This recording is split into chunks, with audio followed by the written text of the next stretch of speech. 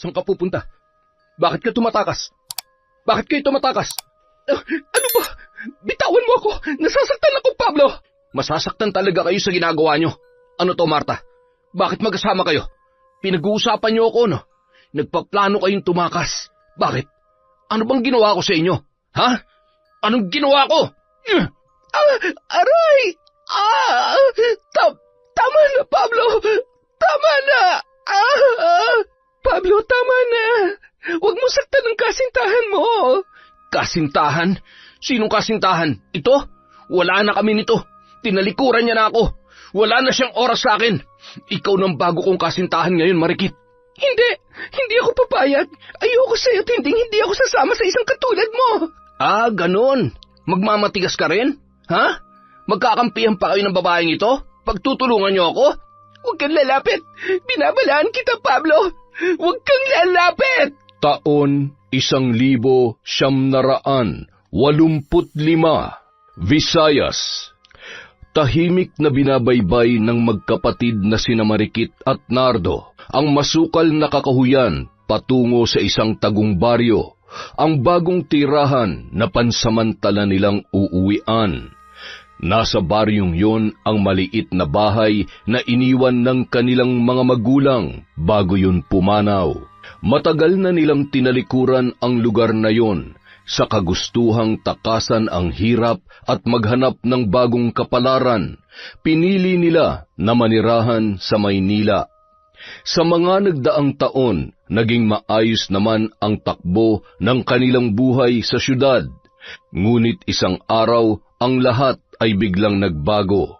Nabaon sa utang ang kanyang kuya at nagkaroon pa ng banta ang kanilang buhay dahil sa mga grupo na pinagkakautangan nito. Wala na silang ibang mapuntahan kundi ang lugar na kanilang iniwan.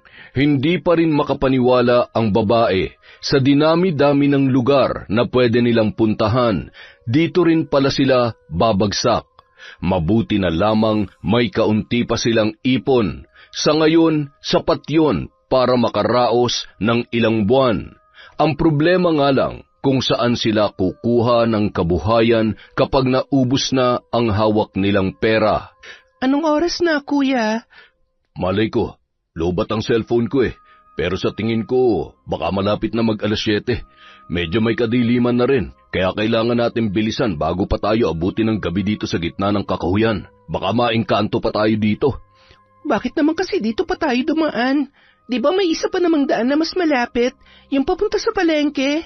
Sira na nga raw yung tulay doon, di ba? 1 taon na yon. Hanggang ngayon hindi pa rin nagagawa. Kaya dito na rin halos dumadaan ng lahat. Kita mo naman may mga kasabay pa tayo sa likod. Sigurado ka naman ba na may bahay pa tayong matutuluyan, kuya? Sa tagal nating nawala at sa dami ng bagyong dumaan, baka wasak na yon. Kaya nga titingnan natin kung pwede pang tirhan.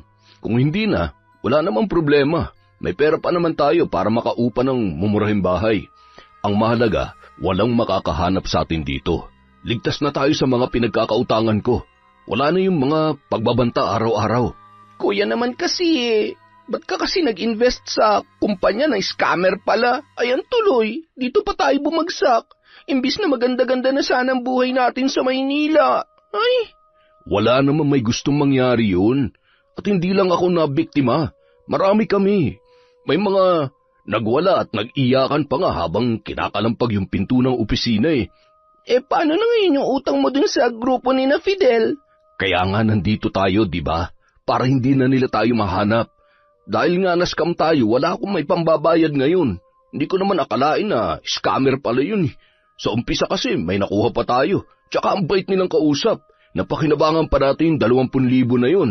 Kaya lang dun sa sunod na hulog dun na nagkanta leche-leche. Hayaan mo na, kuya. Kapag nakapagtrabaho na ako, tutulungan kita makabayad sa kanila. Ay nako, hindi na. Malamang hindi na tayo mapapatawad ng mga yun. Baka barilin pa tayo kapag nakita tayo ulit. Pero kuya, hindi naman pwedeng habang buhay na lang tayo magtatago. Sa tingin mo ba may oportunidad tayo dito? Hindi rin uudad ang buhay natin kung hindi tayo babalik sa syudad. Kahit mahirap, kailangan natin gawan ng paraan para mabayaran sila balang araw. Kung magtatago tayo rito habang buhay, tsak mamamatay lang tayo sa gutom. Di ikaw na. Paano mo naman sila mababayaran, Aber? Siyempre hindi pa sa ngayon. Magtatrabaho nga ako, di ba? Kaya nga ako pumayag na magtago muna tayo rito eh. Pero habang tumatakbo ang panahon, pipilitin ko mag-ipon.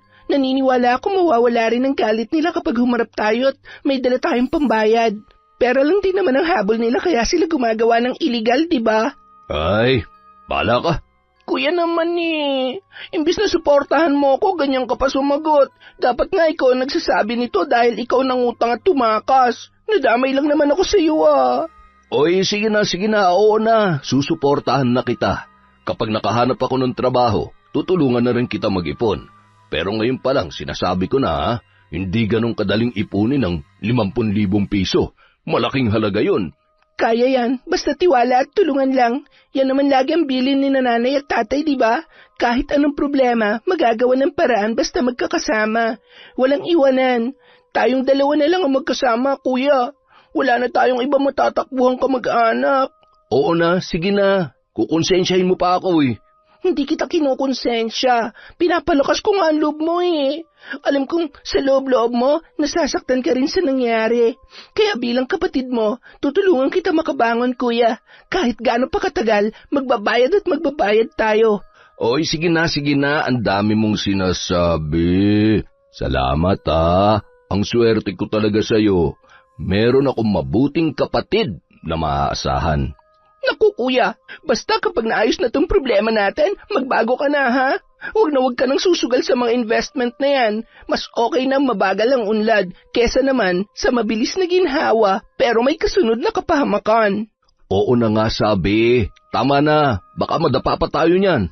Yan, tingnan mo, dumilim na tuloy.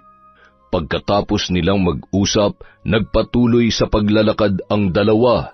Nang malampasan ang kakahuyan, narating nila ang isang barangay kung saan sila sumakay ng motor patungo sa baryo na kanilang pupuntahan. Inabot ng mahigit 10 minuto ang biyahe bago sila nakarating doon. Pagkababa sa baryo kung saan sila lumaki, naglakad pa sila ng mahigit 5 minuto bago narating ang kanilang bahay. Laking gulat nila nang makita ang dati nilang tinitirhan. Kahit matagal na panahon na yung iniwan, buo pa rin at walang masyadong sira. Medyo nabakbak na ang pintura at tumubo na ang matataas na damo sa paligid. Pero sa kabuuan, matitirhan pa rin yon ng maayos. Pagpasok sa loob, bumungad sa kanila ang makapal na alikabok sa paligid. Mula sa sahig at kisame hanggang sa mga kagamitan, balot na balot yun ng dumi. Halos maubo ang magkapatid sa tindi ng alikabok. Ano ba yan?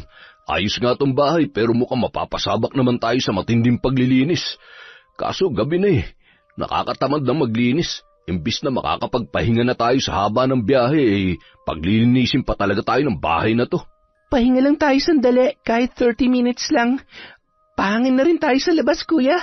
Hindi naman pwedeng hindi natin to linisin dahil wala rin naman tayong matutulugan. Kahit yung kwarto lang muna, para kahit papano ay makahiga tayo na maayos. Tapos yung ibang parte ng bahay, bukas na lamang natin linisin. Oh, sige.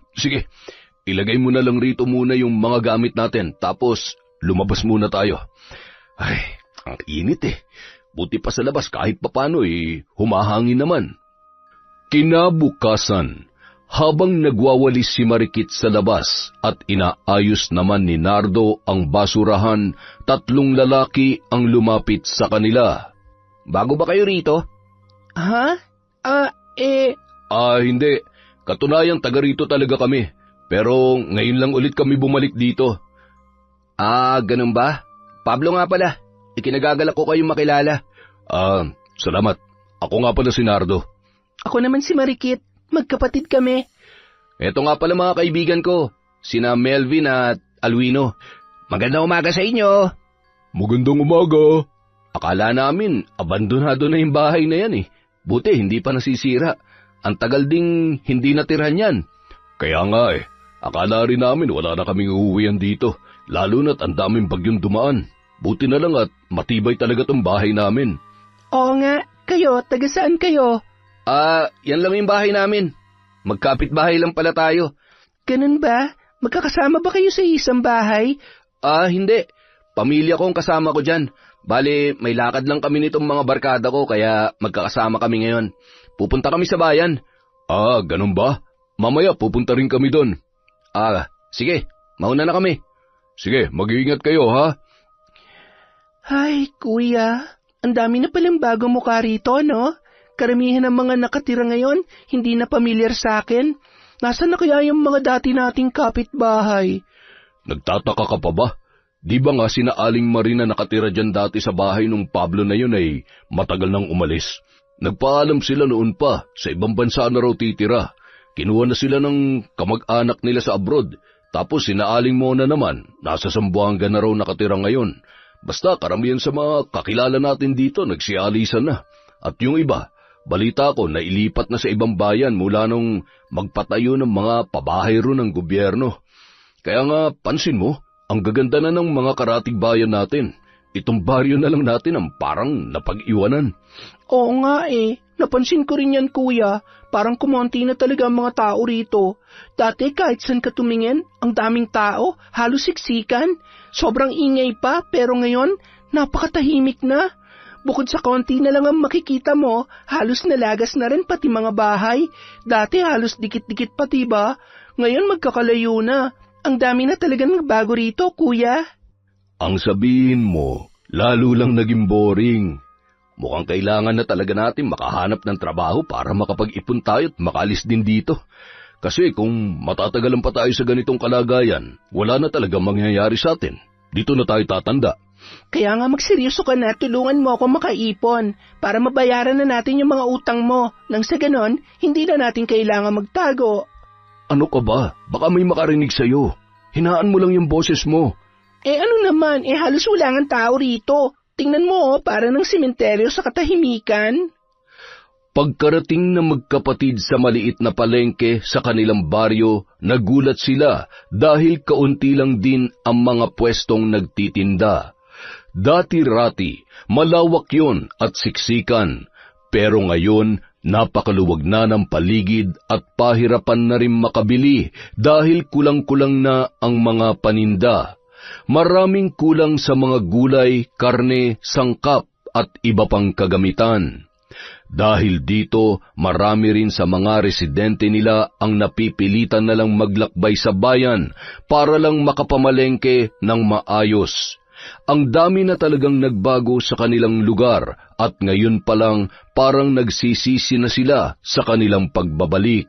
Ano ba yan? Pati ba naman dito ang konti na rin ng tao? Hindi ako sanay makakita ng mga daan dito. Dati kasi talagang siksikan dito at hindi mo makikita yung ganito kalinis na daan. Mas okay nga ngayon dahil malinis at maluwag na. Wala na rin mga mandurukot, hindi gaya dati. Kaso, yun nga lang, talagang pati mga tindera ay nabawasan na rin. Parang wala naman tayong mabibili dito, kuya. Sa bayan na lang kaya tayo. Wag na muna, tinatamad pa ako Kahit ano na lang siguro. Magtipid na rin muna tayo para hindi agad maubos ang pera natin. Kinabukasan, sa bayan, kasalukuyang naghahanda sina Alwino at ang mga tauhan ng kanilang karinderya para sa kanilang pagbubukas. 3:30 pa lamang ng madaling araw ay abala na silang lahat sa kusina. Habang naghihiwa ng gulay at mga sangkap ang ibang trabahador, kasalukuyan namang pinagtatalunan ni Alwino at ng assistant niyang si Maldo ang mga karne na kanilang gagamitin. Ano ka ba naman, Maldo? Bakit yan na nilabas mo? Ilang beses ko na sinabi yung botsa sa garayang ihanda natin Saan mo gagamitin yung mga bagong karne? Pambira ka naman Para yan sa piyesta hindi para sa mga ampaslupang customer ngayon. Ay, boss, hindi naman sa sumusuway ako pero di ba binalaan na tayo ng barangay? Kapag nahuli pa raw tayong gumagamit ng double dead, dadalhin na raw nila sa munisipyo ang kaso natin. Pwede tayo ipasara o kaya ipakulong pa. Sira, gaano ka nakatagal sa ganitong trabaho ha? Helper ka lang pero kung umasta ka parang ikaw ang may-ari. Wala ka talagang utak. Di ba tinuruan na kita kung paano palusutin ang bulok na karne? Paisa-isa lang ang gamit, haluan ng kaunting bago tapos ayusin ang luto. Hina mo talagang dumiskarte, oo. Hindi naman sa ganun, boss. Natatakot lang talaga ako. Halos kalahati ng barangay, nagkakasakit na gaya ng lagnat, pagtatae, yung iba na ospital pa. Ganun din kasi ang ginagamit ng ibang karinderya, puro bulok din. Hindi ba dapat tayo naman ang maging maayos ngayon para hindi tayo nadadamay sa ginagawa ng ibang karinderya? Maging maayos? Nak ng teteng naman oh. Kung gusto mo magpakabait, dun ka sa simbahan. Hindi sa negosyo. Kung ipipilit mong gumamit ng malinis na karne, kailangan natin magtaas ng presyo. Mawawalan tayo ng customer niyan. Alam mo naman ang mga tao rito, barya-barya lang ang kinikita. Gusto nila mura, di ibigay na natin. Tama na yan drama mo, Maldo tigilan mo ako. Pero boss, binabayaran tayo para may makain sila, hindi para mamatay sila ng paunti-unti. Anong mamatay? Di ako pumapatay, Maldo. Nagpapalakas ako ng resistensya. Ang kalinisan, yun ang nakamamatay. Pag masyado ka malinis, lumilit ang chance mong mabuhay sa mundong ito. Tingnan mo nga yung mga batang yagit sa kalsada, Ang lakas ng resistensya, di ba? Kasi nasanay sa dumi. Ganon din dito sa karinderya. Sige na, boss. Kukunin ko na. Samantala, pagkababa ng ring, dumiretso si Melvin sa backstage. Kasunod ang kanyang management team. Bitbit niya ang championship belt sa balikat, isang simbolo ng tagumpay na ngayon ay tila mabigat na tanikala. Siya ang diniklarang panalo, nadepensahan niya ang kanyang titulo, pero ang totoo, wala ni katiting na tuwa sa kanyang puso. Pagkapasok sa locker room, padabog niyang ibinagsak ang belt sa upuan. Sumunod ang gloves, tuwalya at jersey. Ang lahat ay initya niya sa sahig. Wala ni isa sa mga kasama niya ang naglalakas loob na magsalita. Kabisado nila ang ugali ng lalaki. Alam nilang delikado siyang kausapin kapag ganun ang kanyang kilos. Sa loob-loob niya, alam niyang hindi siya ang tunay na panalo. Pero dahil hawak ng management niya ang promotion, nagawang baluktutin noon ang resulta. Yun ang nagpapahirap sa kanyang dibdib. Hindi niya kinamumuhian ang kanyang team. Ang hindi niya matanggap ay ang katotohanan na muntik siyang mapahiya, muntik siyang matalo, muntik nang makita na may mas magaling pa sa kanya. Para sa isang katulad niya na pinalaki ng papuri at ng sarili niyang kayabangan, wala nang masasakit pa sa pagkadurog ng kanyang ilusyon. Ilusyon na siya lang ang hari sa ring na yon. Uy pare, pasensya na, hindi ako nakarating kanina sa laban mo. Ang dami naming ginawa sa karinderya. Ano, kumusta? Ayos lang.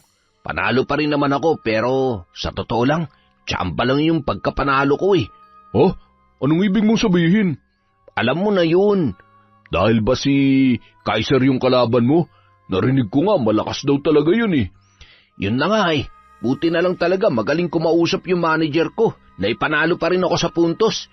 Pero pare, grabe yung nangyari. Ako pa yung pinahiya. Wala pang nakapagpatumba sa akin, siya pa lang. Tapos ngayon, narinig ko pa yung manager niya. Galit na galit. Gusto raw nila ng rematch. Putik na yan oo. Oo pero ano naman ang problema kung magkakaroon ng rematch? Naisip mo ba? Malaki ang chance na magkalaban ulit kami sa susunod na tournament. Paano kung hindi na namin madaya yung score? Paano kung hindi na ako swertehin? Paano kung paghandaan pa ako lalo ng hayop na yun? Pre, lahat lalabanan ko na, wag lang ulit siya. Siya yung pinakamalaki sagabal sa lahat ng plano ko. Isang panalo na lang, makakapasok na ako sa big league sa abroad. Kapag natalo ako sa susunod, tapos ang lahat ng yun. Teka, inaamin mo ba na mas malakas talaga siya sa'yo? Hoy, wag mo sabihin yan pre Di ko nga matanggap yung nangyari. Nanalo lang ako sa daya. Ang gusto kong panalo, yung tipong bagsak siya, knockout. Walang bangon-bangon. Doon pa lang ako matatahimik pag nagawa ko yun. Di mag-ensayo ka pa. Magpakahusay ka. Pareho kayo may advantage ngayon. Nakita nyo ng galawan ng isa't isa. So paghandaan mo yun. Labanan mo ng patas. Madaling sabihin yan, pre. Pero sa akin, iba. Para akong binabalian sa loob. Wala akong gana mag-ensayo. Hindi nga ako mapakali. Ang totoo niyan, parang gusto ko na lang mamatay yung gagong yun. Kapag nawala na siya sa eksena, dun lang ako makakainga ng maluwag. Teka, anong gusto mong gawin, ha? Di ba sabi mo dati, may kilala kang taga-Sikihor na mambabarang? Ilapit mo naman ako pare baka matulungan ako noon. Ano? Ipapabarang mo si Kaiser? Wala na akong pakialam pre. Kung yun lang ang paraan para mawala na siya sa landas ko, gagawin ko yun. Kaya kong ibentang kaluluwa ko kung kailangan. Desidido na ako pare. Gusto ko na talagang makarating sa ibang bansa. At kung siya lang ang pumipigil sa akin, handa akong ipalaglag siya kahit sa impyerno. Sigurado ka? Baka gusto mong magpahinga muna. Kumain. Magpalipas ng init ng ulo. Alam mo namang hindi tayo dapat nagdedesisyon kapag mainit ang ulo natin, di ba? Huwag mo nga akong pangaralan. Wala kang karapatan magsabi ng ganyan sa akin, pre. Ni ikaw nga, puro iligal ang ginagawa mo sa karinderya mo eh. Yung bulok na karne, binibenta nyo pa rin sa tao, oy. Mas malala pa yun kaysa sa binabalak ko. Hoy, ano ka ba? Ganun talaga sa negosyo, pare. Diskarte lang yun. Hindi lahat kayang bumili ng mamahaling karne. Kailangan namin mag-adjust. Ganun din naman ang ginagawa ng iba. Hindi lang kami basta. Pare-pareho lang tayo may tinatagong baho, pre. Kaya huwag ka na magmalinis. Sundin mo na lang yung gusto ko. Oo, sige na. Mamaya tatawagan ko. Pero hintayin mo muna akong makapag-load At saka, isa pa, hindi raw pera ang hinihingi nila May iba silang gustong kapalit, pre. Samantala, abala naman si Pablo sa kanyang sarili. Nasa isa siyang lumang gusali, mag-isa sa entabladong halos gumuho na at kasalukuyang nag-e-ensayo ng lakad para sa bagong male pageant sa kabilang bayan.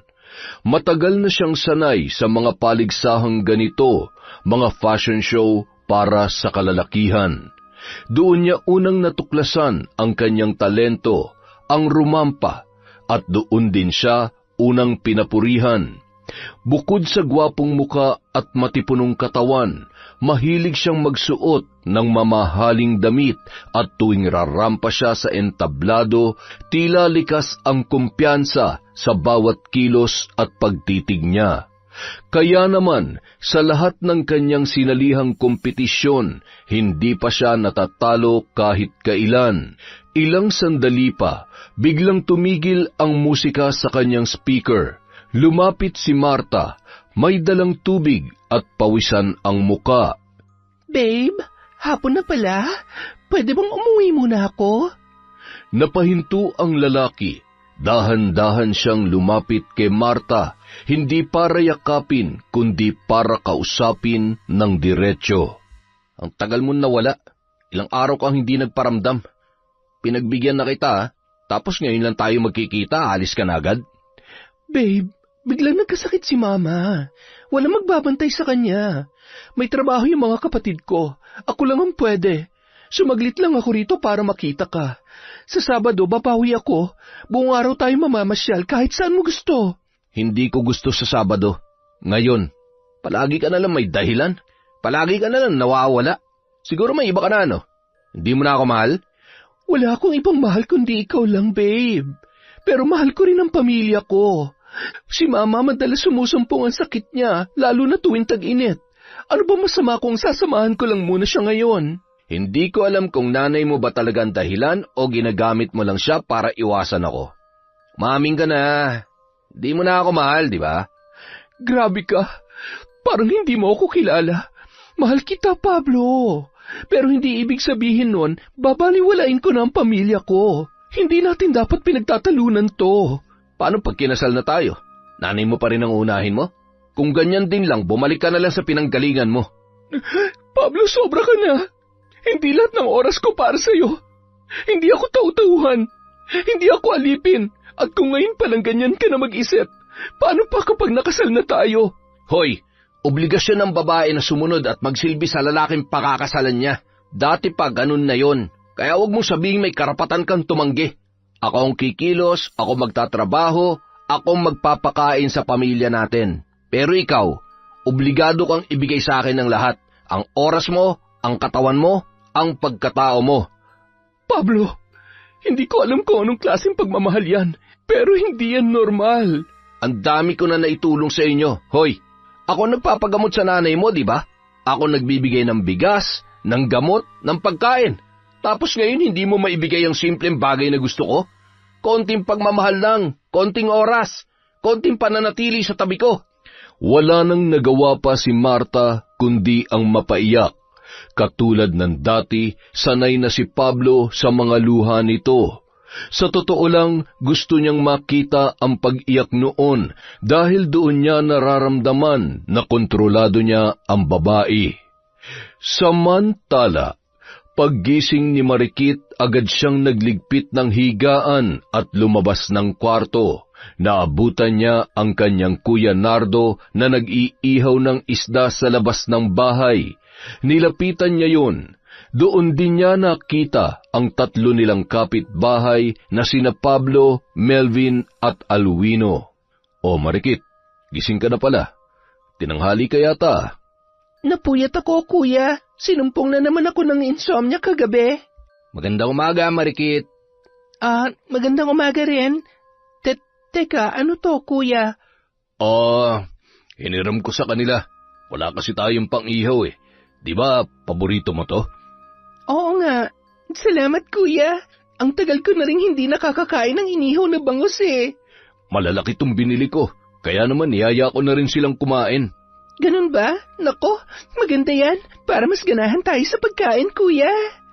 Sa harap ng hapagkainan, magkakasama silang 5 habang pinagsasaluhan ang 2 malalaking bangus.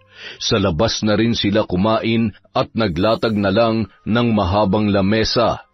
Mahangin kasi sa labas, hindi kagaya sa loob na kulob ang hangin. Marami ba kayong mga kakilala rito? Konti lang din eh. Hindi pa naman kasi kami ganun katagal dito. Ako, dati akong taga Cebu. Dito lang muna ako tumira ngayon dahil sinasamahan ko yung tito ko. Ako naman, dito na kami lumipat mula nung mamatay yung tatay kong taga Leyte. Dito kasi ang probinsya ng nanay ko. Ako, taga Isabela dati pero dito na rin tumira dahil ako nang humahawak ng negosyo naming karinderya. Ganun ba? Kaya pala parang hindi kayo pamilyar sa akin nung nakita namin kayo. Ang dami na kasing bago mukha rito eh. Nakakapanibago. Oo nga. Lahat kasi ng mga kakilala namin dito, nagsialisan na.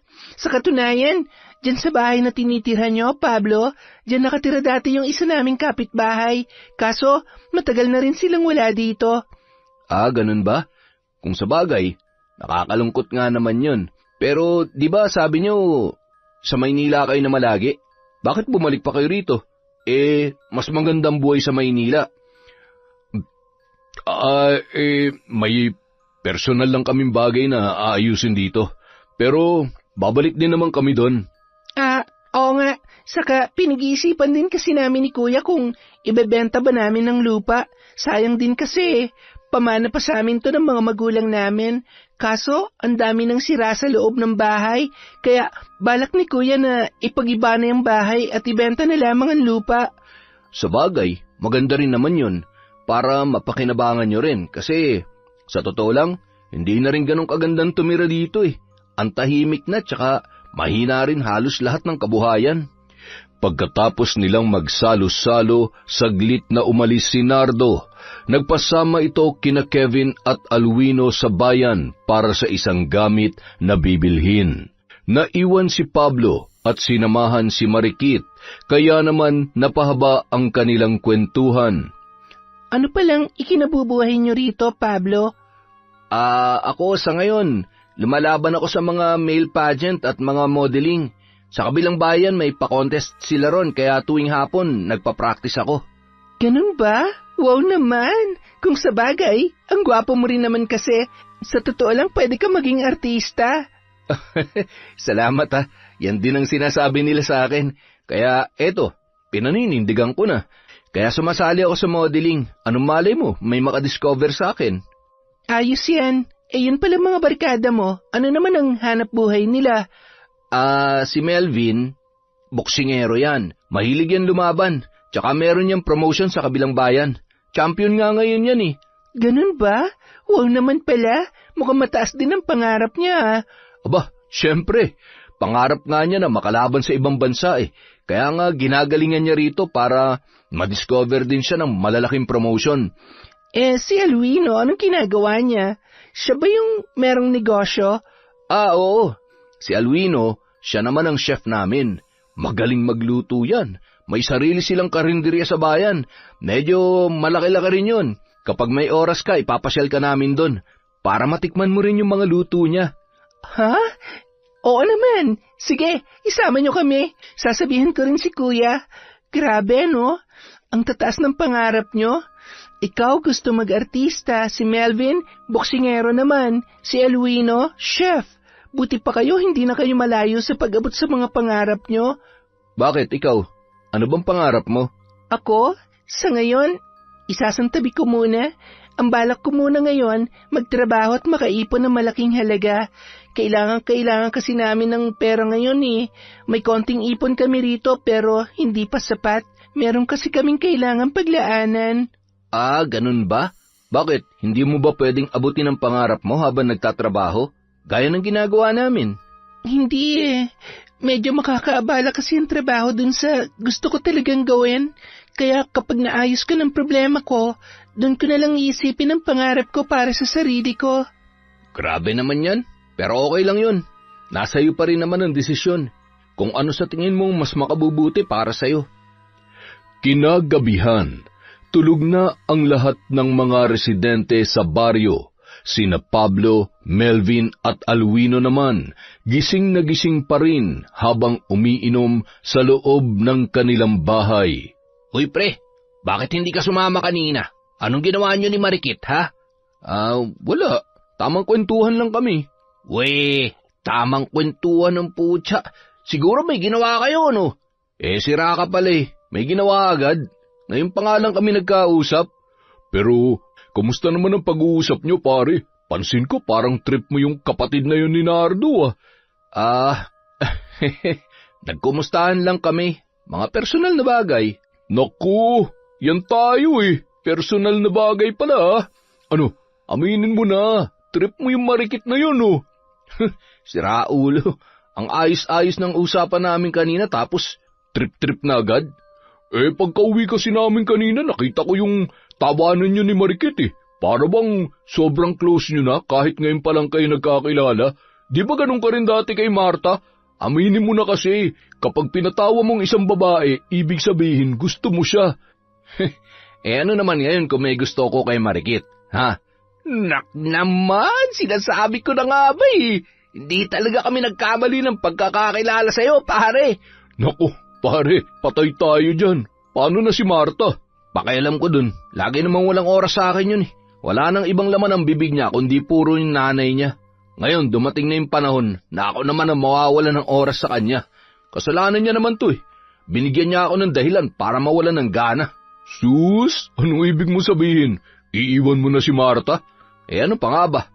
Ang ayoko sa lahat, yung hindi binibigay sa akin lahat ng oras o panahon niya. Teka, bakit sa tingin mo ba, ibibigay ni Marikit ang buong panahon niya sa'yo kapag naging kayo na? Baka matulad din niya kay Marta kapag nakita niyan tunay na kulay mo, pre. Basta iba ng gusto ko ngayon, ayoko na kay Marta. Iyon grabe talaga. Umasa pa naman kami na kayo na talaga ni Marta para sa isa't isa. Paano ba naman sa lahat na naging jowa mo, kailangan nagtagal ng 8 buwan? Bahala na siya sa buhay niya. Tingnan ko lang kung hindi siya magmakaawa sa akin na bumalik ako sa kanya. Pero hindi dahil may iba na akong gusto, tatalikuran ko na siya. Hindi. Sisingilin ko siya sa lahat ng mga tinulong ko sa kanya, pati sa nanay niya. Kapag hindi niya ako nabayaran, matitikman niya bangis ng sungay ko. Gusto mo pare, ipabarang na rin natin. Tinawagan ko na kasi yung kilala ko sa Sikihor eh. Ito kasing si Melvin, may balak ipabarang. Baka gusto mong sumabay na rin para maparusahan na yun si Marta. Ayoko. Gusto ko sa akin mismo magmula yung parusa sa kanya. Gusto ko siyang makitang nagmamakaawa. Para kahit papaano man lang, makabawi ako sa lahat ng oras na binaliwala niya ako. Kinabukasan, muling nagpunta si Alwino kina Pablo. Dahil madaling araw pa lang at marami pang tulog na mga residente, hindi na alintana ng dalawa ang malakas na boses nila habang nag-uusap sa harap ng bahay. Pare, natawagan ko na yung kakilala ko. Kailangan lang daw nating magpadala ng litrato sa kanya at buong pangalan. Siya na raw ang bahala. May litrato ka ba dyan ni Marta? Para may pasa ko na sa kanya. Oo na, eto na. Sandali lang. Maghanap lang muna ako. Wala pa akong litrato ni Marta eh. Alam mo namang bihira lang kami magkasama nun. Gagawa muna ako ng paraan para makakuha ng litrato sa kanya. Ano ba naman yan? Ang tagal-tagal nyo na tapos wala ka pa rin litrato niya? Sa cellphone mo, wala ba kayong picture na dalawa? Wala nga eh. Ang arte kasi ng babaeng yun. Akala mo naman mamamatay siya kapag natutukan ng kamera. Basta, pupuntahan na lang kita kapag nakunan ko na siya ng litrato. Abay, bilisan mo. Dahil ngayon lang ulit may oras tong kakilala ko. Tsaka, magpo-full moon daw kasi mamayang gabi. Kaya gusto niya sana maihabol na ngayon para masimulan niya ng pambabarang. Habang nag-uusap ang dalawa, hindi nila namamalayan na naririnig yon ni Nardo habang nakadungaw sa bintana. Dahil malapit lang ang bahay niya sa mga yon, dinig na dinig niya ang malakas na usapan ng dalawa. Ano daw? Barang? Bakit ang weirdo ng pinag-uusapan ng mga yon? Sino naman ang ipapabarang nila? Kuya, gising ka na? Oh, bakit ang aga mo naman nagising ngayon? Madaling araw pa lang ah. Parang natatay ako eh. Ang sakit ng tiyan ko. Kailangan kong pumunta sa banyo. O sige, mauna ka na. Pagkatapos mo, tsaka na lamang ako maliligo. Ngayon ka na ba aalis? Oo nag-text na sa akin yung ina-applyan ko dun sa may Santo Rosario. Maaga akong pupunta ron para sa interview. May hiring pa ba sila? Parang gusto kong sumama, kuya. Wag na muna. Magpahinga ka na lang muna kahit ilang buwan lang. Ako na muna magtatrabaho at mag-iipon. Total, ako naman na may pagkakautang. Sige kuya, ikaw ang bahala. Nung sumunod na araw, nagkasalubong sa daan sina Marikit at Pablo. Pareho silang pauwi na sa baryo, kaya napagdesisyonan nila na magsabay na lamang. Ano nga palang ginawa mo sa bayan kanina? Nag-practice ako kasamang trainer ko. Aalis kasi kami mamayang hapon kaya inagahan ko ng practice ko. Ikaw ba? Eto, maaga akong namalengke. Pumapasok na kasi sa trabaho si kuya kaya ipagluluto ko siya ng hapunan mamaya. Ang swerte naman ng kuya mo sa'yo. Ano bang lulutuin mo para sa kanya? Yung paborito niyang ulam, pikadilyo. Wow, ang sarap nun. Pwede ba kitang samahan magluto? Para may kasama ka rin sa inyo. Ganun ba? O sige, okay lang naman. Walang problema. Habang magkasabay silang naglalakad, bigla na lamang napahinto si Pablo. Nakita nilang papalapit si Marta. Agad na tumaas ang tensyon sa mga mata ni Pablo at mabilis na hinila ang babae papalayo kay Marta. Nakita niyang nagulat ang kanyang kasintahan sa kanilang pagkikita. Habang sila ay tumatawid, narinig ni Pablo ang pagtawag ni Marta sa kanyang pangalan, pero hindi siya lumingon. Pablo, sino yon? Bakit parang iniiwasan mo siya? Wala yun. Siguro, dito na lang tayo dumaan. Delikado kasi ron kapag ganitong oras eh. May mga ligaw na hayop. Hala, talaga ba? Oo, kaya dito na tayo dumaan. Kapag kasi ganitong oras, konti lang ang tao sa daan. Kaya doon, madalas ang mga ligaw na hayop. Mahirap na, baka matsyempuhan pa tayo. Pagsapit ng gabi, habang naglalakad pa uwi si Nardo galing sa trabaho, narinig agad niya sa di kalayuan ang boses ni na Melvin at Alwino. Imbis na magpakita sa mga ito, naisip niyang magtago dahil may kakaiba na naman siyang napansin sa pinag-uusapan nila.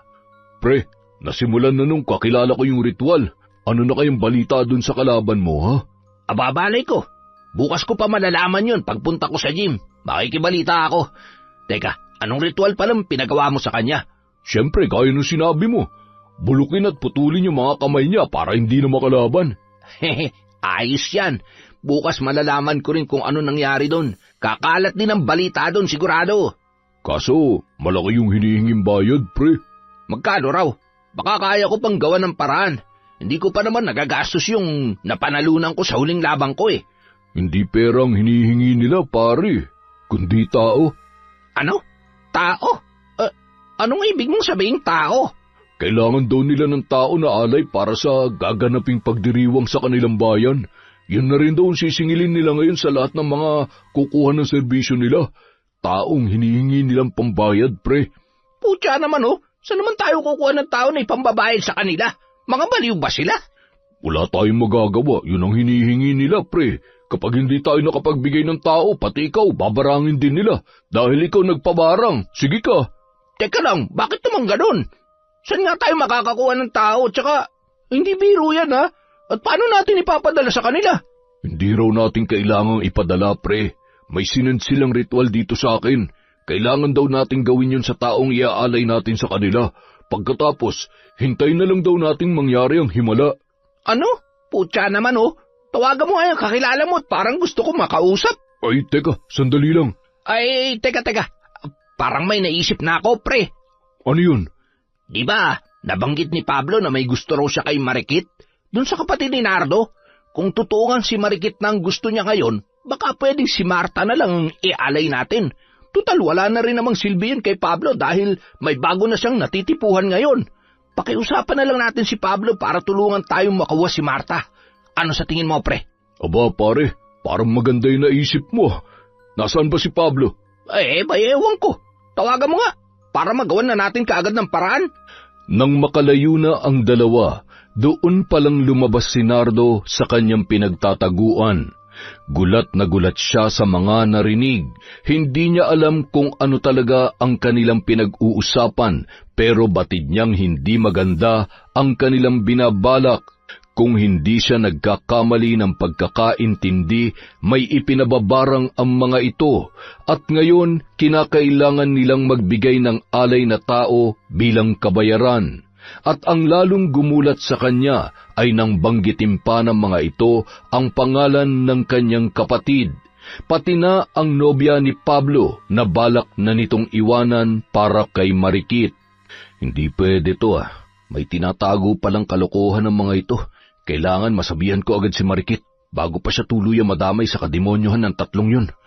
Pagkarating niya sa bahay, naabutan niya pa si Marikit na hinahatid si Pablo palabas. Pauwi na ang lalaki nung mga sandaling yun at nagpaalam din ito sa kanya nang sila ay magkasalubong. Hindi na siya sumagot kay Pablo. Nginitian na lamang niya ang lalaki pagkatapos ay mariing pinagmasdan habang naglalakad. Siniguro niyang malayo na yon bago niya niyayang pumasok ang kanyang kapatid. Oh, halika na kuya. Pinagluto kita ng paborito mong pikadilyo. Tapos, tinulungan na rin ako mag-ayos kanina rito ni Pablo. Kaya, tingnan mo yung kusina natin. Mas malinis at mas maluwag na. Mas komportable ng kumilos. Bukas pala, yung kwarto naman natin ang susunod kong ipapaayos sa kanya. Kusa siyang tumutulong sa atin. Marikit, huwag ka nang makipag-usap sa kanila. Ha? Bakit naman, kuya? Huwag mo nang kakausapin yung tatlong yon, lalo na yung Pablo na yon. Simula ngayon, iiwasan mo na sila. Pero bakit nga, kuya? Nung nakaraan lang, ang bait-bait mo sa kanila, tapos ngayon, bigla nilamang ganyan. Dahil masasama sila. May tinatago silang kalokohan. Hindi sila dapat pagkatiwalaan. Wala na tayo dapat pagkatiwalaan dito, Marikit. Mas mabuti rin siguro na maghanap na tayo ng ibang matitirhan. Pero kuya, lalo lamang tayo mapapagastos kapag nangupahan pa tayo. At least dito, sarili natin ang bahay at ang lupa. Saka, bakit ba kasi bigla ka na lamang nagbago sa kanila? Ano bang ginawa nila para magalit ka ng ganyan? Narinig kong usapan ng mga barkada niya kanina. May pinabarang silang tao.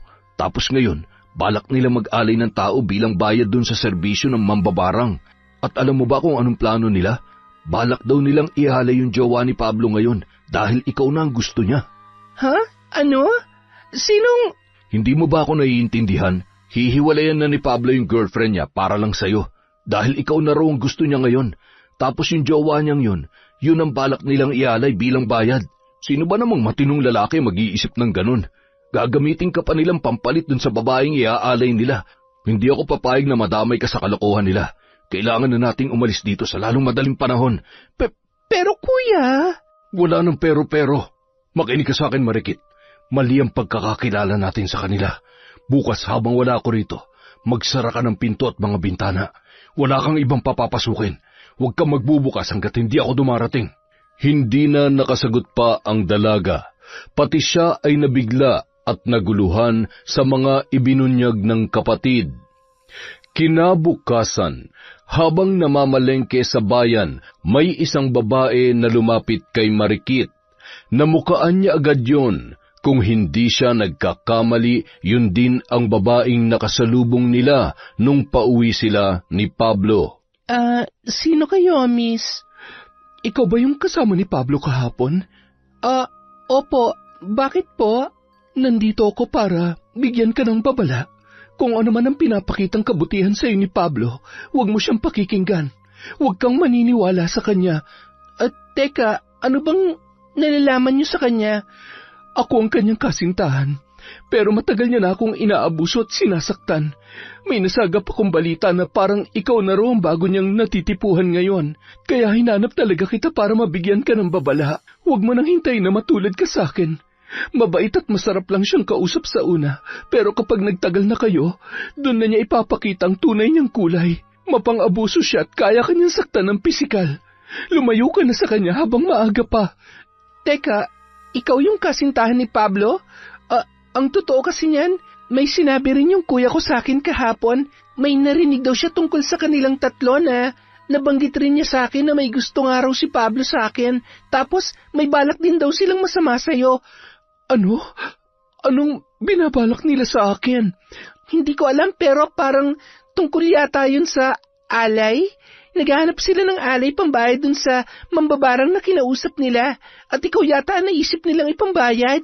Kung ganon, pareho na pala tayong hindi ligtas. Kailangan ko na rin lumayo. Kailangan na rin naming lumayo ni Nanay rito. Totoo palang sinasabi ni Kuya. Dapat pala naniwala ako sa kanya. Ngunit bago pa makasagot si Marta, nanlaki ang mga mata nito sa nakita. Napalingon din siya sa tinitingnan ng babae. Pati siya ay halos lumundag ang puso sa gulat nang masilayan si Pablo sa di kalayuan. Mariin itong nakatingin sa kanila at base sa itsura ng mukha nito halatang hindi yun masaya sa kanyang nakikita. Nang humakbang na yun papalapit sa kanila, agad siyang hinawakan at hinila ni Marta papalayo. Dali-dali silang tumakbo para makatakas. Teka, bakit dito tayo pupunta? Pabalikin sa tirahan nila, di ba? Hindi ko pwedeng iwan ang nanay ko. Kailangan din natin siyang isama. Meron pa namang ibang daan sa amin papalayo rito. Pero si Kuya, nasa trabaho pa siya. Kailangan ko siya matawagan. Maghanap na lang tayo ng telepono kapag nakalayo na tayo dito. Ang importante, hindi tayo maabutan ni Pablo. Ngunit sa kalagitnaan ng kanilang pagtakbo sa gubat, bigla na lang silang sinalubong ng isang lalaki. Una nitong nadakma si Marta. Pareho silang nagulat at napasigaw nang masilayan si Pablo. Dumaan pala ito sa isang shortcut kaya madali silang nahabol sa gitna ng kakahuyan. Halos lumawa ang mga mata ni Marikit nang makita kung papaano yakapin ni Pablo si Marta na patuloy na nagpupumiglas. Kulang na lamang ay durugin nito ang sikmura ng babae. Saan ka pupunta? Bakit ka tumatakas? Bakit kayo tumatakas? Ano ba? Bitawan mo ako! Nasasaktan ako, Pablo! Masasaktan talaga kayo sa ginagawa nyo. Ano to, Marta? Bakit magkasama kayo? Pinag-uusapan nyo ako, no? Nagpaplano kayong tumakas. Bakit? Ano bang ginawa ko sa inyo? Ha? Anong ginawa ko? Aray! Tama na, Pablo! Tama na! Pablo, tama na! Huwag mo saktan ang kasintahan mo! Kasintahan? Sinong kasintahan? Ito? Wala na kami nito. Tinalikuran niya na ako. Wala na siyang oras sa akin. Ikaw nang bago kong kasintahan ngayon, Marikit. Hindi ako papayag. Ayoko sa'yo at hindi ako sasama sa isang katulad mo. Ganon. Magmamatigas ka rin? Ha? Magkakampihan pa kayo ng babaeng ito? Pagtutulungan niyo ako? Huwag kang lalapit. Binabalaan kita, Pablo. Huwag kang lalapit! Ngunit di nagtagal, hinablot ni Pablo si Marta at pwersahang ibinalibag. Pagkatapos ay siya naman ang nilapitan nito at niyakap ng mahigpit. Ilang beses siyang tinangkang halikan ng lalaki, ngunit pilit siyang nagpupumiglas. Nang makabangon naman si Marta, agad itong lumapit sa lalaki at pinagsasampal yon. Nagtulungan silang dalawa na makawala kay Pablo. Hanggang sa biglang dumating ang isang panauhin. Pinalipad nito ang kamao sa muka ni Pablo. Doon lamang siya nabitawan ng lalaki. Gulat na gulat si Marikit nang makita ang kanyang kuya Pablo. Nauwi sa suntukan ang dalawa, ngunit sa huli si Pablo ang natumba at bugbog sarado. Halos sumukay yun ng dugo dahil sa ginawa sa kanya ni Nardo. Walang hiya ka, siraulo ka, humanda ka sa mga kasama ko. Sige, magtawag ka ng kasama mo. Tawagin mo yung kaibigan mong boksingero. Siyang gusto ko makalaban. Ang yabang mo, humanda kayo sa amin. Anong ginagawa mo sa kapatid ko, ha? Sinasabi ko na nga ba hindi kayo mapagkakatiwalaan eh. Agad nilang nilisan ang lugar na yon at umuwi sa kanilang bahay. At dahil sa takot, sa kanila na rin sumama si Marta. Kuya, kailangan na natin mag-impake. Kaunting damit lang ang dalhin mo. Huwag tayong magdala ng maraming gamit para makatakbo tayo na maayos. Kailangan makaalis na tayo rito habang hindi pa sila nakakabalik. Sandali, kailangan ko pambalikan ng nanay ko. Hindi siya pwedeng maiwan dito. Hintayin mo na kami, hindi tayo pwede maghiwa-hiwalay. Sama-sama nating susunduin ang nanay mo. Kaso, baka puntahan nila siya roon. Baka unahin nilang puntahan ang nanay ko para magamit nila laban sa akin. Kailangan ko nang pumunta ron. Babalikan ko na lamang kayo rito kapag kasama ko ng nanay ko. Hindi maganda yung naisip mo. Baka lalo ka pa mapahamak. Saglit na lang to. Susunduin natin ang nanay mo. Inabot ng mahigit kalahating oras bago sila natapos sa pag-iempake. Pagkatapos ikandado ang pinto, doon pa lang sila nakaalis at nagsimulang naglakbay patungo sa tahanan ni na Marta. Makalipas ang 20 minuto, pagbukas niya ng pintuan, ganun na lamang ang pagkasindak ng babae nang makita sina Melvin at Alwino sa sala na nakangisi sa kanya habang ang katawan naman ng kanyang ina ay nakabigti patiwarik. Hindi! Anong ginawa niyo sa nanay ko? Pagbukas ng pinto sa kwarto, iniluwa noon si Pablo na walang suot na damit pang itaas. Mabuti naman at dumating na kayo.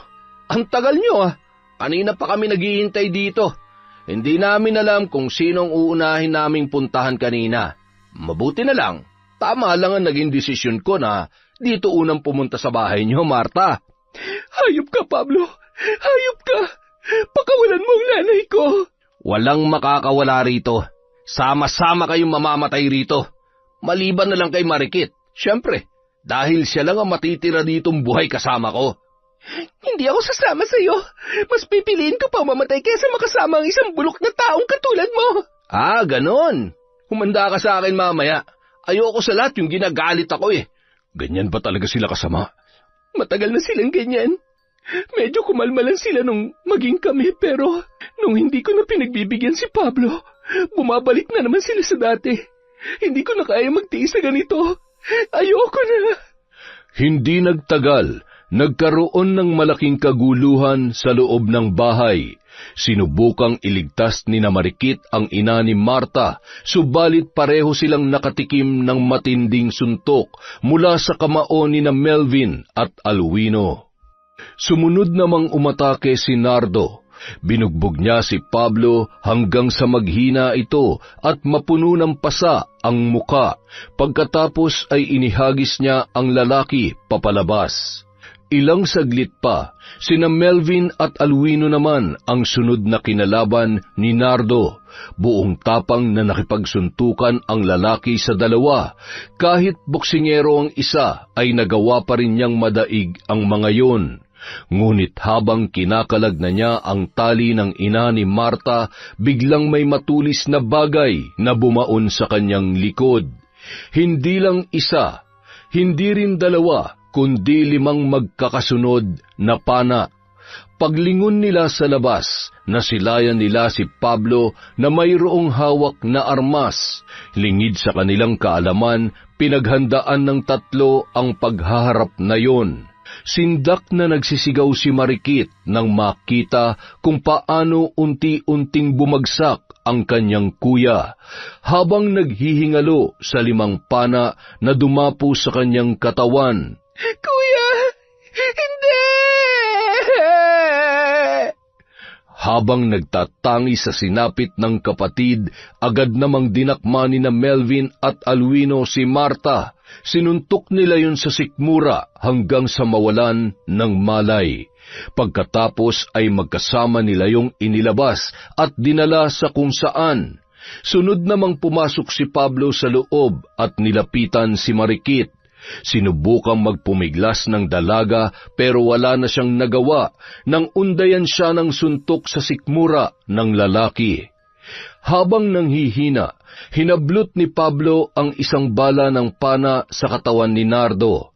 Pagkatapos ay ibinaon niya ito sa walang malay na katawan ng ina ni Marta. Sa labis na gulat ay nagising yun, ngunit saglit lamang dahil di nagtagal ay unti-unti na rin yung nalagutan ng hininga. Lalo't sa dibdib pa naman itinarak ng lalaki ang bala ng pana. Muling napahagulhol si Marikit sa kanyang nasaksihan. Sinubukan pa niyang gumapang paatras habang nagmamakaawa kay Pablo. Parang awa mo na. Pakawalan mo na lang ako. Magpapakalayo-layo ako. Hindi ako magsusumbong kahit kanino, lalo na sa mga pulis. Pakawalan mo lang ako, Pablo. Sino may sabing pakakawalan kita, ha?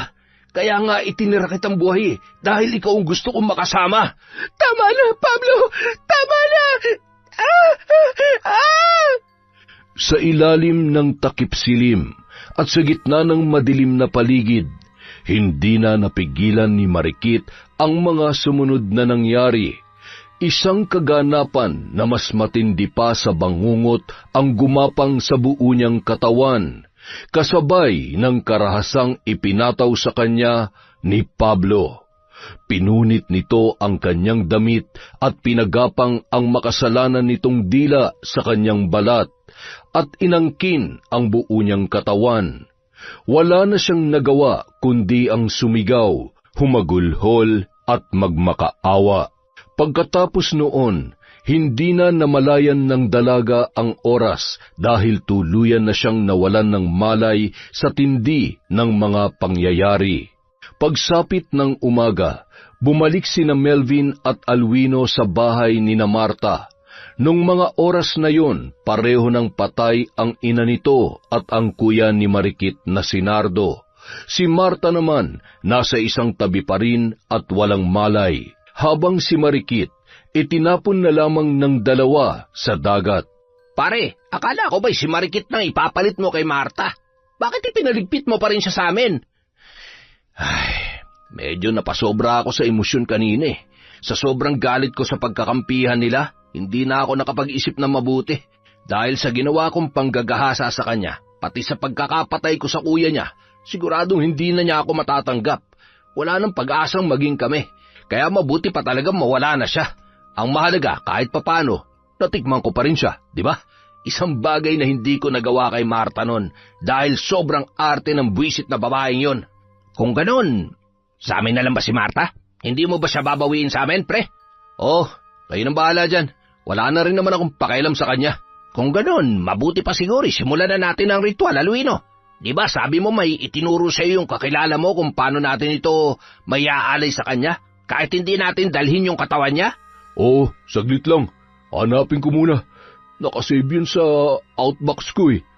Buisit. Nakaka-bad trip. Kayo na nga muna rito. Uuwi na lang muna ako at magpapahinga. Pero teka, paano tong mga bangkay nila? Anong gagawin namin dito? Eh di tapon nyo na lang din sa dagat gaya ng ginawa nyo kay Marikit. Tapos linisin nyo na rin yung mga dugo nila dyan, ha? Huwag kayong mag-iiwan ng ebidensya. Hindi mo ba kami tutulungan? Masyado na magulong isip ko kaya pwede ba? Kayo na munang bahala rito, buwisit naman oh. Yaan mo na siya pre, tayo na lang muna magligpit dito. Pero unahin na natin tong si Marta.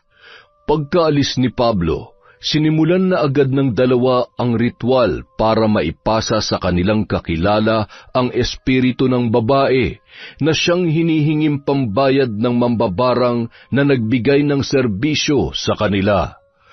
Una, pinatakan nila ito ng kandila sa buong katawan habang sinasambit ang mga dasal na ipinadala sa kanila.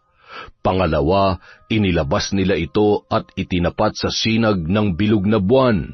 Pangatlo, Dumurog sila ng mga patay na dahon na hinaluan ng pinakuluang tubig na may sili, luya at dugo mula kay Marta. Pagkatapos ay isinaboy nila yon at lumikha ng bilog na hugis sa lupa habang ang katawan ng babae ay nakakulong sa loob. At pang-apat, inusal nila ang huling bahagi ng dasal habang patuloy itong pinapatakan ng kandila. Pagkatapos nila yung gawin, nagulat silang pareho sa kanilang nasaksihan. Unti-unting nag-iba ang hulma ng katawan ng babae. Naging itim din ang kulay ng balat. Makalipas lamang ang ilang minuto, ay naging abo yun sa kanilang harapan, gaya ng nakasaad sa direksyon na pinadala sa kanila ng kakilala. Kailangan nilang ipunin ang abo at ilagay sa garapon. Pagkatapos ay muli yung patakan ng kandila, pati na rin ng natitirang tubig at dugo ng babae na kanilang pinakuluan. Inihalo nila yun sa abo, at nang magsama-sama na ang lahat ng mga sangkap, ibinuhos nila yun sa dagat. Makalipas ang ilang sandali, nakita nila na biglang naglabas ng puting usok ang dagat at tinangayon ng hangin papalayo. Parehong nangilabot sina Melvin at Alwino, at doon na rin nagtapos ang kanilang dapat gawin. Samantala, pagmulat ng mga mata ni Marikit, may ilang minutong nanlabo ang kanyang paningin bago yun unti-unting lumiwanag. Nang igala niya ang kanyang tingin sa paligid, isang bahay na gawa sa pawid ang bumungad sa kanya. Maya-maya pa, may lumapit na isang matandang babae sa dalaga. Nakasuot yon ng mahaba at makalumang kasuotan, tadtad ng palamuti ang katawan na gawa sa kahoy at mangitim-ngitim din ang gilid ng mga mata noon. Napabalikwas ng bangon si Marikit at humarap sa matanda. Ano pong lugar ito? Mabuti naman at gising ka na, iha. Ilang araw kang walang malay mula nung matagpuan kita sa dalampasigan. Ano po? Sa dalampasigan? Sa palagay ko, may nagtapon sa'yo sa dagat at isinilid ka sa sako. Maaaring nagawa mong makawala sa loob ng sako at nakalangoy ka pa hanggang sa dalampasigan. Ngunit pagkarating mo roon, maaaring doon ka na nawalan ng malay. Mabuti na lamang wala pang tao nung makita kita, lalo na't walang saplot ang iyong katawan. At base sa naamoy ko, tila may ginawa sa iyong karahasan bago ka napadpad dito. Tama ba ako? Napaisip na lamang ang dalaga. Ilang minuto niyang pilit na inalala ang nangyari sa kanya. Ngunit nang unti-unti na niyang maalala ang lahat, hindi niya napigilan ang pagragasa ng kanyang luha.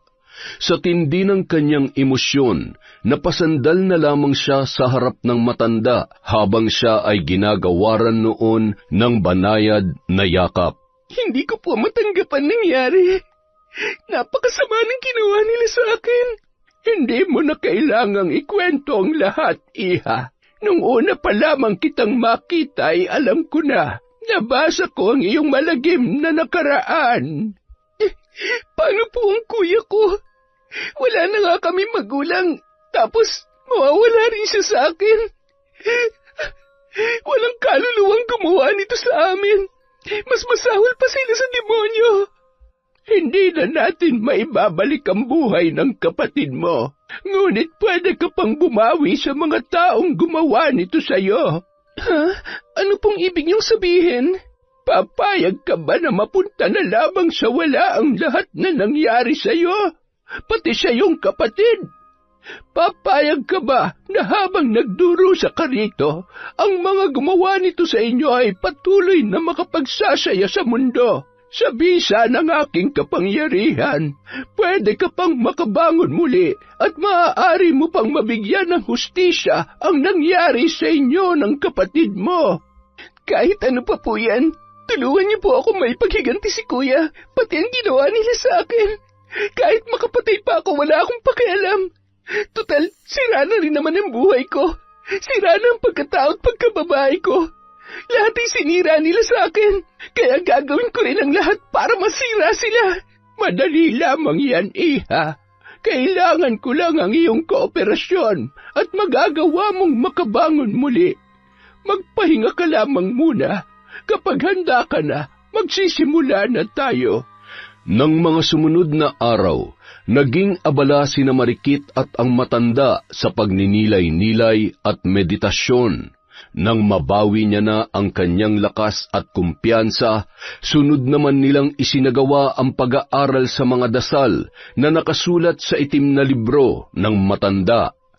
Ilang buwan din ang itinagal bago niya nakabisa ang mga yun. Sa huling bahagi naman ng kanilang pag-iensayo, doon na nito itinuro sa kanya ang pakikipag-usap sa mga hayop at insekto, na isang mahalagang kasangkapan sa gagawin niyang paghihiganti. Nang makabisa niya na ang lahat, siya na mismo ang nag-isip ng paraan kung paano niya papatawan ng parusa ang 3 lalaki na sumira sa kanyang buhay. Kinabukasan, bumalik si Marikit sa bayan at lihim na nagmasid. Nang masilayan niya ang 3 sa magkakaibang araw, inilabas niya ang patay na bulaklak na ginagapangan ng mga uod at insekto. Hinayaan niyang magkagulo ang mga yun sa kanyang palad habang umuusal siya ng orasyon. Ang kanyang mga mata ay nakatitig lamang sa kanyang bibiktimahin. Pagkatapos, hinipan niya ang kanyang palad at hinayaang kumalat ang patay na bulaklak at mga insekto sa lupa. Sisiguruhin ko na kapag ginawa ko na ang aking paghihiganti, maraming tao makakasaksi. Hindi lang madudungisan ang mga pangalan nyo, magiging alikabok din kayo sa harap ng maraming tao. Sabay nag-usal ng orasyon na tanging siya lamang ang nakakaunawa. Samantala, patuloy ang pagsasalpukan ng mga kamao ni Melvin at ng kanyang kalaban. Malapit niya nang matalo ang kanyang katunggali.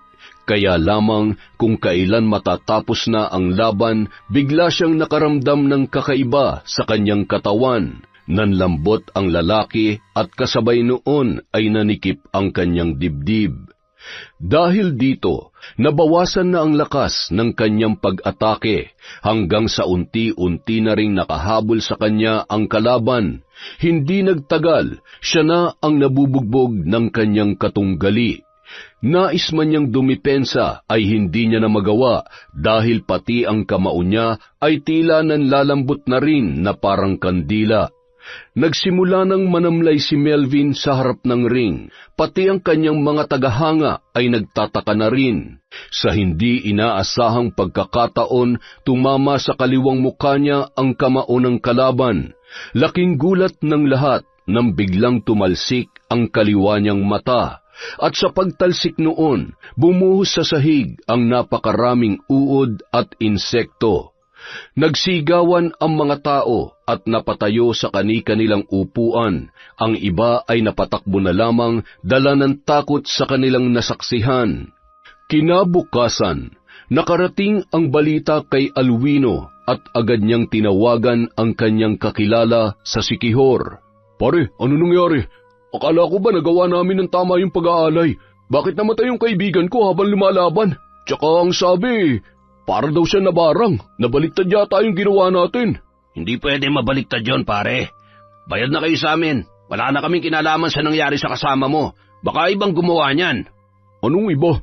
Sino naman ang gagawa nun sa kanya? Wala ba nakakaaway ang kaibigan nyo dyan? Marami, pero pwede bang tulungan nyo na lang kami, pare? Pakiusapan mo naman yung matandang kakilala mo dyan, oh. Pare, kailangan nyo muna malaman kung sinong gumawa nito sa kanya para makagawa ulit tayo ng hakbang. Tsaka kung may ipapagawa ulit kayo dun sa mambabarang, kailangan nyo magbigay uli ng alay. May makukuha pa ba kayo? Buwisit naman, oh. Sige, tatawagan na lang ulit kita. Sandali lang muna. Makalipas ang 1 linggo, abala ang lalaki sa cooking contest na kanyang sinalihan sa bayan. Kapag nanalo siya roon, malaking premyo ang kanyang makukuha na kanilang magagamit para mapalawak pa ang kanilang karinderya. 3 ang kalahok habang nasa gitna ng malawak na entablado. Sa paligid nila ay nakapalibot ang mga tao at nasa bandang harapan ang mga hurado. Sa entabladong yun, nakapwesto na ang mga kasangkapan at kagamitan na kanilang gagamitin sa pagluluto. Ilang sandali pa, nagsimula ng tumunog ang timer. Agad na siyang kumilos kasabay ang kanyang mga katunggali. Pabilisan sila ng paghiwa at pagkuha sa mga sangkap, pero siniguro pa rin nila na hindi mawawala ang kalidad ng putaheng kanilang lulutuin. Sa kalagitnaan ng ginagawa ni Alwino, bigla na lang siyang nakaramdam ng kakaiba sa kanyang kamay. Parang lumalambot ang mga ito na hindi niya maipaliwanag. Nang una ay binaliwala niya lamang at nagpatuloy siya sa kanyang ginagawa. Ngunit nang subukan niyang buhatin ang isang malaking blender, bumigay ang kanyang mga kamay at nahulog yon. Nagulat ang mga tao, lalo na ang mga hurado. Pinilit niyang ngumiti, subalit nang subukan niyang damputin ang ibang mga gamit, kinabahan siya dahil hindi niya na maramdaman ang kanyang kamay. Nagagawa niya pa itong iangat, pero hindi na yon maigalaw, lalo na ang kanyang mga daliri. Ilang sandali pa, may tumubong mga pigsa sa kanyang katawan, pati na rin sa kanyang braso. Kasabay noon ang paglabas ng mga uod at iba't ibang insekto. Dahil doon, nagsimula ng magkagulo ang mga tao. Umalingaw-ngaw ang sigawan at iyakan. Sinubukan siyang lapitan ng ibang staff, ngunit bago pa sila tuluyang makalapit ay bumagsak na siya sa sahig habang rumaragasa ang dugo at uod sa naputol niyang braso. Patuloy sa pagsigaw at pag-iyak ang lalaki at sa puntong yun, unti-unti na ring nandilim ang kanyang paningin. Samantala, hindi makapaniwala si Pablo nang marinig ang balita tungkol kay Alwino. Hindi pa man sila nakakawala sa bangungot na idinulot ng pagkamatay ni Melvin, yun naman ang nakarating sa kanya. Kaya naman, pagsapit ng fashion show na kanyang sinalihan, parang wala siya sa sarili habang naglalakad. Walang araw na hindi sumagi sa isip niya ang malalagim na nangyari sa kanyang mga kaibigan. Masyado siya nabigla ng mga ito, dahilan para mawalan siya ng gana sa lahat ng bagay. Napilitan lang siyang pumunta sa fashion show alang-alang sa kanyang karera bilang modelo. Pero nang humarap na siya sa gitna ng entablado, doon siya muling nawalan ng lakas para gawin ang lahat. Pagkarating sa question and answer ng paligsahan, halos mabulol ang lalaki at walang maibigay na maayos na sagot, hanggang sa bigla na lamang siyang napahinto sa pagsasalita. Nakaramdam siya ng pag-init ng katawan na parabang masyadong maalinsangan. Ilang saglit pa, naubos siya at napatakip ng bibig. Ngunit pagtanggal niya ng kanyang kamay, laking gulat niya nang makakita ng isang piraso ng ngipin sa kanyang palad. Hindi nagtagal, sunod-sunod nang naglaglagan ang kanyang mga ngipin. Doon na nagsimulang magbulungan ang mga tao. Nanlaki ang mga mata ni Pablo, dala ng matinding kahihiyan.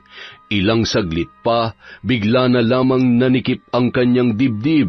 Hinawakan niya ang kanyang leeg dahil nahihirapan na siyang huminga. Pagkatapos noon ay unti-unti nang binawian ng buhay ang lalaki. Samantala, sa isang madilim na silid naman ay hawak-hawak ni Marikit ang isang manika na sinadyang idisenyo para maging kamukha ni Pablo. Binubulungan niya ito ng isang orasyon habang nakaharap sa altar na napapalibutan ng mga kandila, garapon at may isang rebulto ng nakakatakot na nilalang. Makalipas ang isang buwan, mahigpit na niyakap ni Marikit si Lola Soraya. Isang malaking bag ang kanyang daladala habang nasa labas sila ng tarangkahan ng munti nitong tahanan. Sigurado ka na ba sa desisyon mo? Opo, Lola. Aalis na po ako. Sa Cebu na lamang po ako titira. Doon po muna ako magtatrabaho at magbabagong buhay para makalimutan ko ang lahat na nangyari.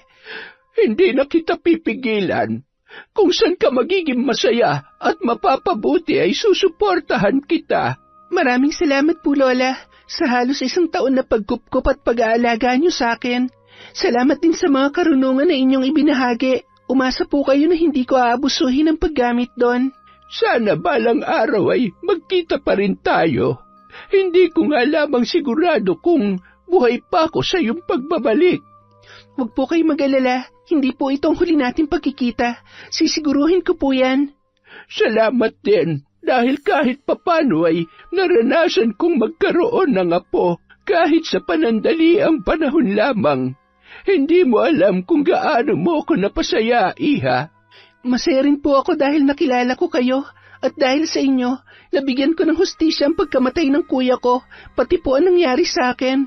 Ngayong wala na mga taong sumira sa buhay ko, handa na po ako magsimulang muli. Kung ganon, palagi ka mag-iingat, Iha. Hanggang sa muli. Mag-iingat din po kayo, Lola. Maraming salamat po. Pasado 1:00 na ng tanghali nang makarating si Marikit sa bayan para sa kanyang paglalakbay patungo sa panibagong kinabukasan. Bago siya tuluyang sumakay ng bus, saglit siyang tumigil at nilingon ang pamilyar na tanawin ng kanilang baryo. Tila sinusubukan niyang ilarawan sa kanyang isipan ang huling alaala ng lahat ng kanyang iiwan. May pait sa kanyang lalamunan habang binabalikan sa kanyang isip ang masasaya at masasakit na alaala. Gusto niyang maiyak pero pinigilan niya ang kanyang sarili. Ngunit pagpasok niya sa bus, kusa pa ring tumulo ang kanyang luha. Mabilis niya yung pinunasan. Ayaw niyang makita ng iba ang bigat na kanyang nararamdaman. Sa bandang dulo ng bus nagtungo at uupo si Marikit. Ngunit bago siya makarating sa upuan, aksidente niyang nabitawan ang isang maliit na bag. Nagkalaglagan ang kanyang mga gamit sa sahig. Agad siyang yumuko upang damputin yun, ngunit nagulat siya nang may ibang kamay na tumulong. Pag-angat ng kanyang ulo ay bumungad sa kanya ang isang lalaki. Matipuno, may maamong muka at ngiting tila kayang pakalmahin ang anumang bagabag sa iyong dibdib. Maingat nitong isinauli ang mga gamit sa kanyang bag. Salamat po, kuya. Dito na kayo, miss, para hindi na kayo mahirapan. Maraming salamat po talaga. Ibinigay ng lalaki ang kanyang upuan at tumungo sa ibang bahagi ng bus na hindi kalayuan. Pero sapat upang magkahulihan pa rin sila ng tingin paminsan-minsan. Tahimik na naupo si Marikit sa kanyang lugar, inilapag ang mga gamit at napalunok. Pilit siyang ngumiti sa kabila ng lahat. Habang umaandar ang bus, marahan siyang pumikit at sa kanyang isipan ay umusal. Ibabangon ko ang sarili ko. Guguhit ako ng bagong simula. At sana, mas maganda na ito sa lahat ng naiwan ko. Huwag ka mag-alala, Kuya Nardo. Babayaran ko pa rin ang lahat ng mga nautang mo. Yon! Isa na naman pong malupit na kwento mula sa Kwentong Enteng. Dahil dyan, meron tayong shoutout. Hi kay Edgardo Fontanilla. Hello po kay Irma Umali. Shoutout kay Romar J. Dagsaan. Shoutout din kay Josefina Fuelias. Hi kay Hiroshi. Kay Zel Tapales, kay Gina Asuncion, hello po sa Briones at Batarilan family from Trio Cabibes. Hi po kay Cola Lona, kay Merly Fatalia, kay Maura, kay Adoraciones Espiritu, shout out kay MGS14, kay Zilfa Hara Ricart, hello po kay Maria Lina Kagawa, kay Zenaida Deza.